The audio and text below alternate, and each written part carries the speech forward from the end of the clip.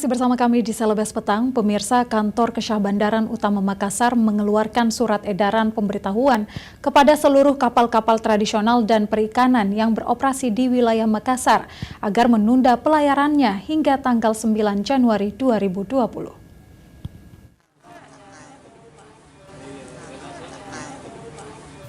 Cuaca buruk melanda beberapa wilayah di Indonesia, khususnya di Sulawesi Selatan sejak awal bulan Januari 2020.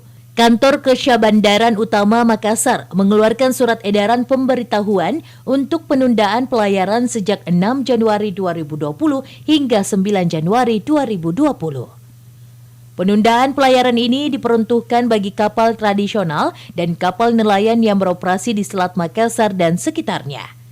Kabid Keselamatan Berlayar, Kantor Kesyah Bandaran Utama Makassar, Kapten M. Saiful mengatakan, penundaan ini dikeluarkan berdasarkan informasi dari BMKG mengingat kondisi cuaca sangat ekstrim, di mana tinggi gelombang di Selat Makassar bagian selatan diperkirakan mencapai 2 meter, sehingga berbahaya untuk kapal kecil. Kategori ya, kapal pelayaran rakyat, kapal tradisional, dan kapal di bawah tradisional.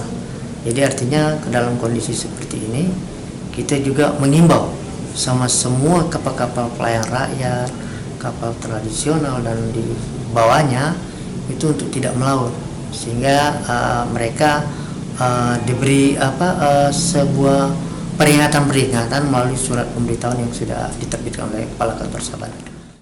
Selain itu, pihaknya juga melakukan pengawasan terhadap kapal-kapal tradisional dan nelayan dengan cara patroli untuk mengawasi kapal yang masih beroperasi sejak surat himbauan ditertibkan.